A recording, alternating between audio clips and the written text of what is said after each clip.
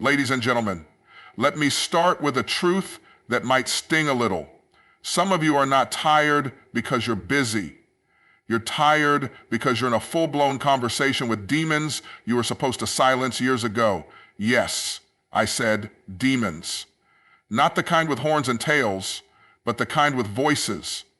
Voices of doubt, fear, shame, guilt, addiction, insecurity.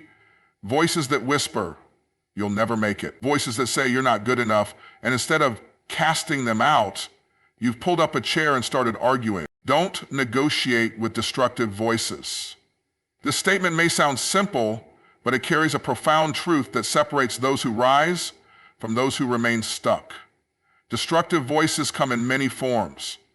They whisper lies of inadequacy, scream accusations from past failures, and echo doubts planted in childhood, relationships, or painful experiences. These voices do not come to build, they come to steal, kill, and destroy. Yet, many people entertain them, reason with them, and unknowingly give them authority they were never meant to have. Negotiating with these voices looks like questioning your worth every time you're about to step into something new. It sounds like saying, maybe I'm not ready, or what if I'm not good enough? It feels like hesitating at the edge of opportunity because some internal narrative is louder than your faith. These voices don't need facts to survive. They feed on your attention. Every time you pause to argue with fear, you give it more ground. Every time you try to reason with shame, you allow it to sit at your table a little longer.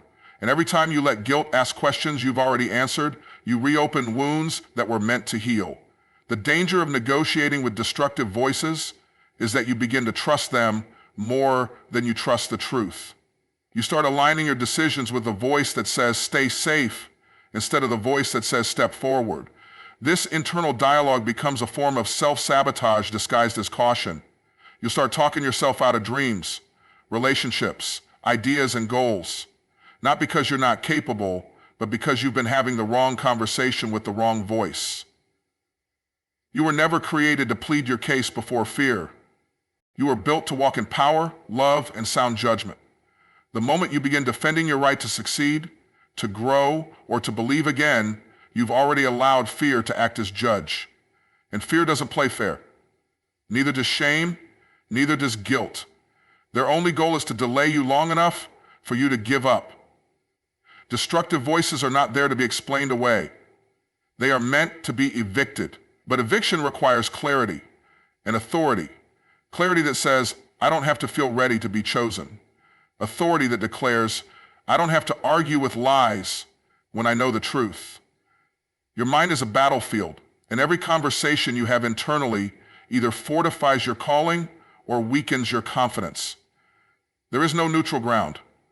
Many people lose battles they were born to win simply because they thought they owed fear an explanation. They thought they needed to justify their right to be healed, to be whole, to be wealthy, to be loved.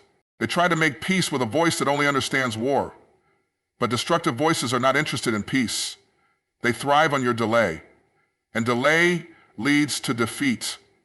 You don't need more strategies, you need resolve. You don't need more reassurance, you need remembrance of who you are, what you carry, and who you answer to. You don't answer to fear. You don't report to shame. You are not on trial. So stop presenting your case to the accuser. You don't have time to keep debating what's already beneath you. Arguing wastes energy and delays purpose. At first glance, this might seem like an overstatement, but consider how much mental, emotional, and even physical strength is drained every time you engage in unnecessary battles, especially with voices that have no authority over your destiny. When you argue with fear, self-doubt, insecurity, or the opinions of others, you are diverting your most valuable resources, time, focus, and energy. You were not created to constantly defend your right to move forward. You were designed to walk boldly in your purpose, not to justify every step to the voices that don't believe in you. Every argument is a transaction. You're spending emotional currency trying to convince something or someone that your vision is valid, Your calling is real, or your growth is deserved. But what's the return? Nothing but fatigue, second guessing, and delay. And the truth is, purpose doesn't pause just because you're distracted. The clock keeps ticking. The opportunity keeps moving. The people you're called to help are still waiting. But you're stuck mid-conversation with doubt, going back and forth with a version of yourself that should have been buried, not entertained. Some people never start the business, write the book, pursue the relationship, or apply for the position, not because they aren't ready, but because they're mentally exhausted from all the internal debates. They've argued with their past, their pain, and their programming for so long that they've convinced themselves it's better to stay safe than to take a risk. That is the high cost of arguing with demons. You end up trading momentum for comfort, power for paralysis, and destiny for delay. Energy is finite. You only get so much of it each day. Every second spent replaying conversations, defending your dreams to people who don't believe in you, or trying to convince yourself you're good enough is energy lost. That same energy could be used to build, to serve, to create, to move forward. But when you're caught in cycles of argument, mental loops where you feel the need to justify yourself over and over, you end up too drained to do the very thing you were born to do. To stir yourself, to develop into practice, to dominate your skill set, and to build something bigger. That's how the enemy wins, not by stopping you outright, but by distracting you into stillness. Purpose requires clarity and execution. It doesn't need constant explanation. It doesn't ask for permission. But argument feeds indecision. It turns your mind into a courtroom where doubt is the prosecutor and purpose has no defense attorney. The longer you entertain that trial, the more you start to believe the case against you. You begin to think maybe you are too late. Maybe you are unqualified. Maybe it won't work this time either. That is not clarity. That is confusion in disguise. And confusion is the ultimate delay tactic. You weren't called to debate your way into greatness. You were called to be great. You weren't created to justify your assignment. You were created to fulfill it. Every minute spent arguing with fear or replaying conversations with critics is a minute not spent acting in faith. Energy is your fuel, and when you waste it arguing with the very things meant to keep you stuck, you run out before you even begin. Purpose requires movement, not permission. It requires bold steps, not back and forth exchanges with lies.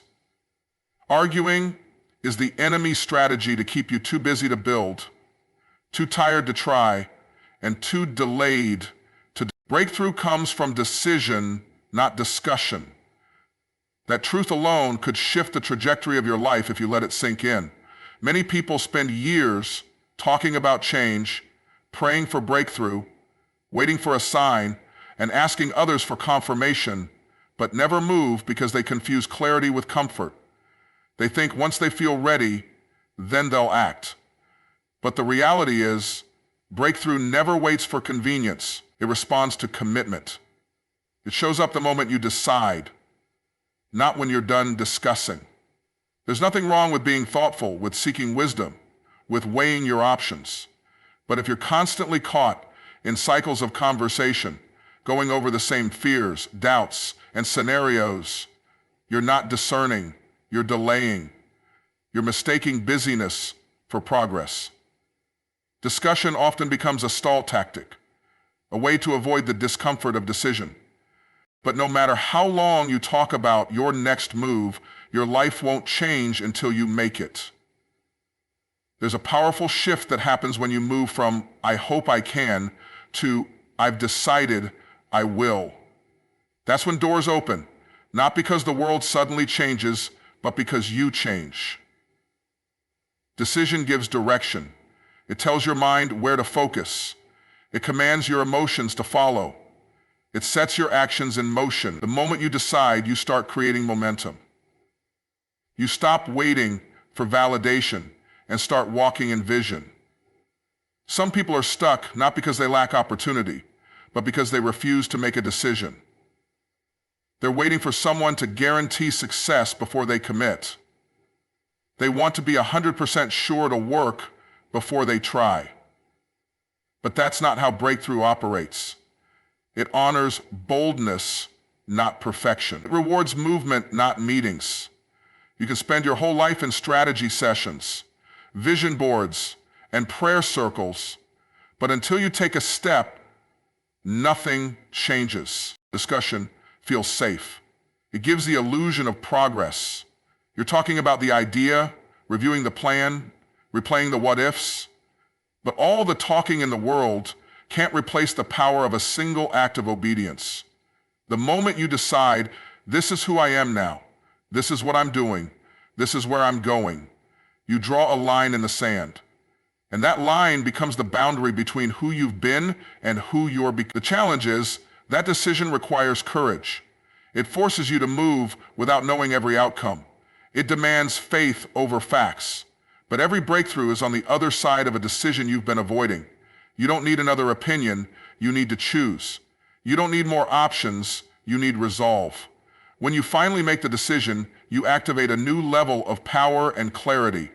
The fog lifts, not because the path is suddenly easy, but because your mind is no longer divided. Most of the frustration people feel isn't from failure, it's from indecision.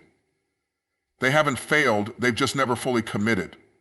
They're halfway in, halfway out, and that double-mindedness keeps them stuck. But the moment you decide fully, something shifts in the atmosphere. Heaven moves. Obstacles realign, provision starts flowing, because purpose doesn't respond to hesitation, it responds to resolve. Starve the lies by feeding your purpose. This isn't just a motivational phrase, it's a strategy for transformation. Lies grow in the absence of truth. They gain power when you stop doing what you're called to do and start listening to what you were never meant to hear. Lies don't need facts to survive, they only need your focus. The more you dwell on them, repeat them, and adjust your behavior to accommodate them, the more real they become in your life. But when you shift your energy to feeding your purpose, living it, walking in it, speaking from it, you cut off the supply line to every lie that ever told you you're not enough. Purpose is not just what you do, it's who you become when you fully align with what you were created for. It's the version of you that lies fear the most. Because when you're walking in purpose, you're too focused to be distracted, too committed to be derailed, and too productive to be paralyzed by doubt. Lies lose their grip when your life starts producing fruit. You don't need to argue with them or even respond. You just need to outgrow them. And you do that by showing up for your calling day after day, even when it's uncomfortable, even when it's inconvenient, even when fear tries to scream louder than your faith. When you feed your purpose, you begin to build momentum. That momentum reinforces identity. Each step you take, each move you make, sends a message to your inner world. I am not who the lies say I am. I am who I choose to become. The lie says, you're not ready, but your purpose says move anyway. The lie says, you've failed before, but your purpose says this time, you've got wisdom. The lie says, you don't have what it takes, but your purpose responds, I was born with more than enough. You don't silence lies with more thoughts.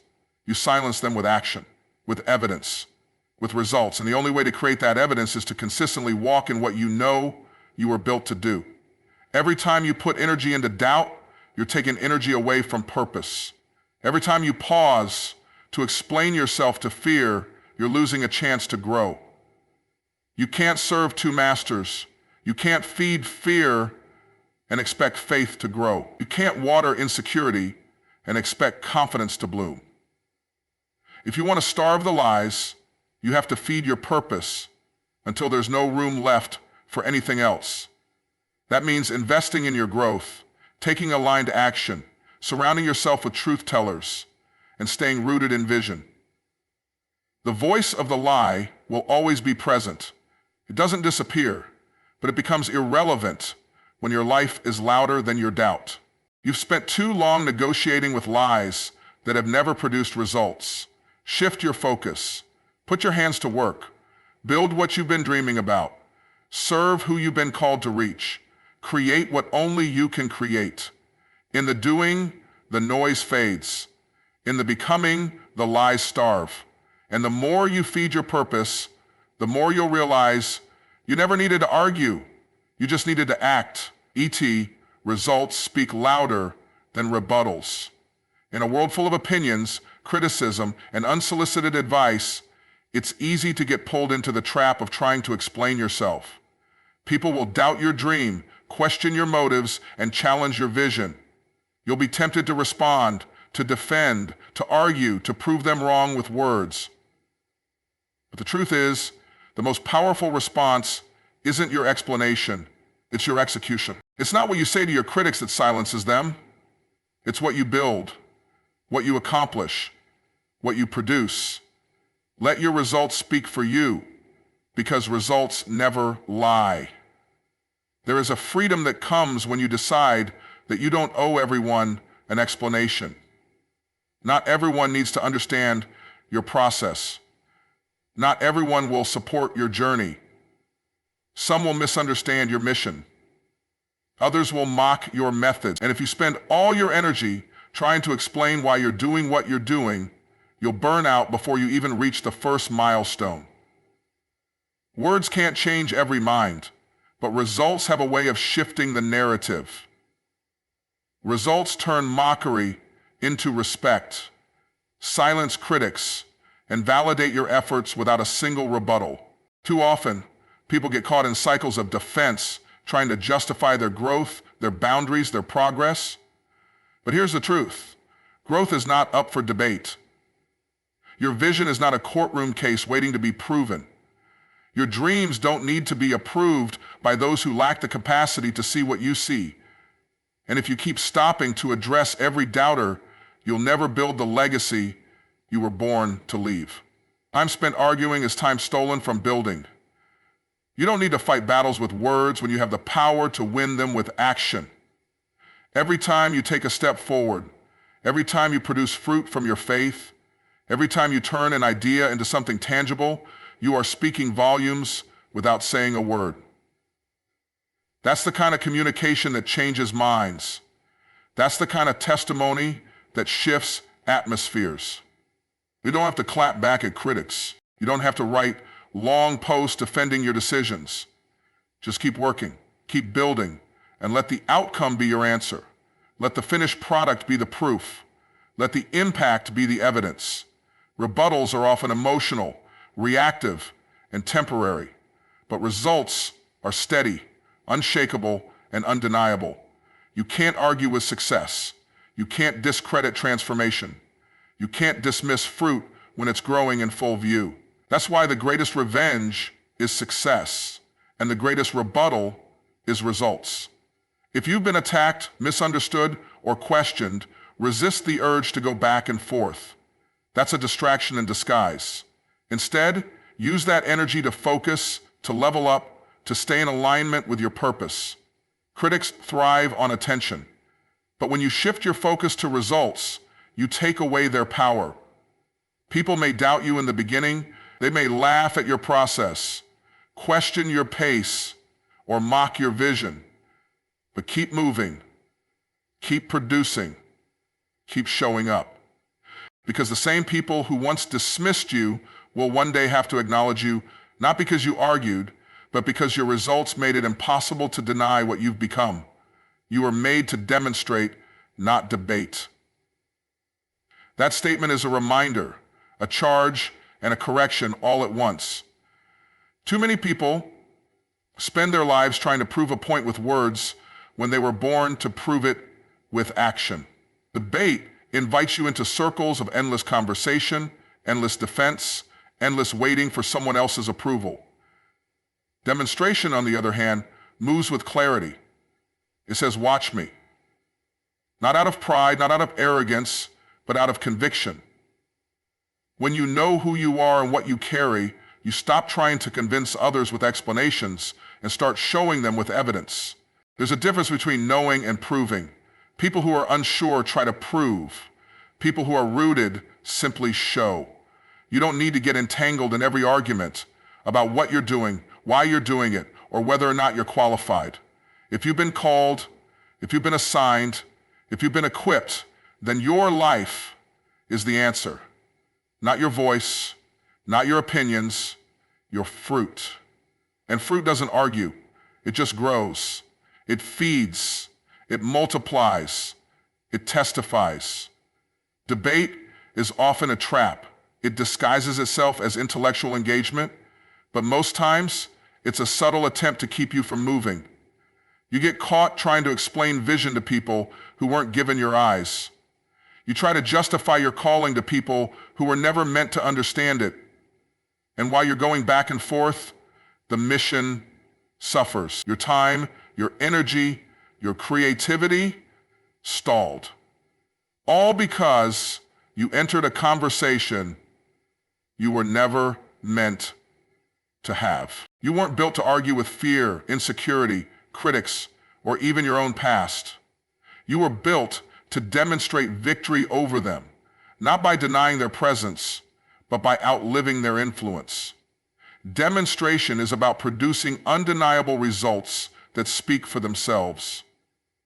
It's about embodying the transformation, the message, the purpose you say you believe in. Because when people see you walking in purpose, walking in healing, walking in boldness, they hear more than if you tried to explain it. In a world full of noise, demonstration cuts through the chaos. Everyone has something to say.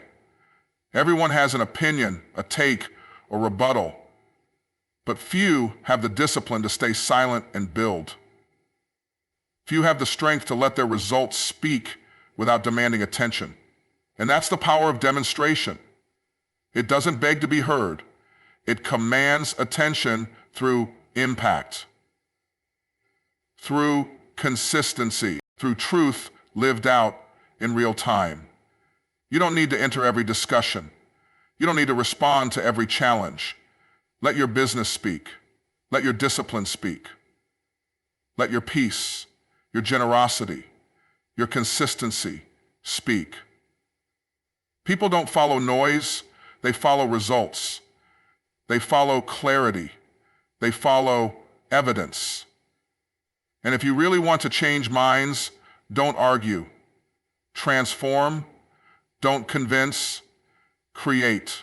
Don't explain, execute. The world isn't moved by what you say you believe, it's moved by what you live out. You were made to demonstrate power, demonstrate resilience, demonstrate what's possible when faith meets discipline, when purpose meets obedience, when vision meets action. That's where influence is born, not in debate, but in demonstration.